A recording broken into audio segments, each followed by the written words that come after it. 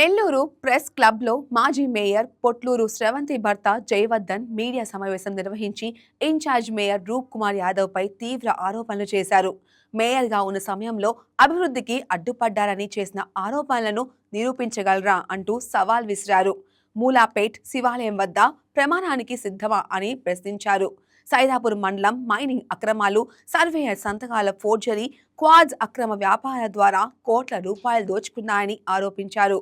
ప్రభుత్వమే మైనింగ్ అవినీతిపై సమగ్ర దర్యాప్తు చేపట్టాలని జయవర్ధన్ డిమాండ్ చేశారు. మేయర్ ఆఫ్ నెల్లూరు అని చెప్పి ఒక పెద్ద బ్యానర్ వేసుకొని చైనాలో గత సంవత్సరం క్రితం మేయర్ ఆఫ్ నెల్లూరు అని చెప్పి గత సంవత్సరం క్రితం మీరు బోర్డు పెట్టుకొని అక్కడ ఫోటోలు దిగిన మాట వాస్తవమా కాదా అని చెప్పి అడుగుతా ఉన్నా. చైనా వాళ్ళు అందరినీ మోసం చేస్తూ ఉంటారు, రకరకాల ఏదేదో తయారు చేసి. ఆ చైనా వాళ్ళనే బురిడి కొట్టించారు మీరు మేయర్ ఆఫ్ నెల్లూరు అని బోర్డు వేసుకొని. మీరు మళ్ళీ ప్రగల్భాలు మాట్లాడుతూ ఉంటారు. ఇది వాస్తవమా కాదా అని చెప్పి అడుగుతా ఉన్నా కుర్చీ కుమార్ గారిని.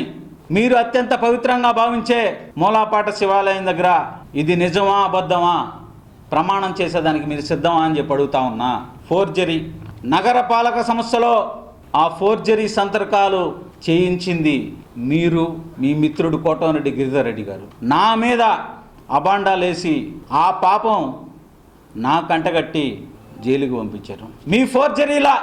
మీ ఫోర్జరీల హిస్టరీ తీస్తే 1 కాదు 2 కాదు, ఇలాంటివి ఎన్నో మచ్చుక్కి ఒకటి మాత్రం ఈరోజు మీకు చూపిస్తా.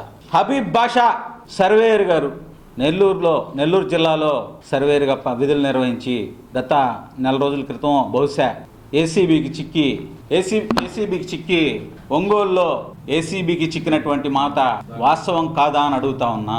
ఈ వీడియో మీకు నచ్చినట్లయితే లైక్ కొట్టి షేర్ చేసి మా వైకే టీవీ ఛానల్ని సబ్స్క్రైబ్ చేయండి.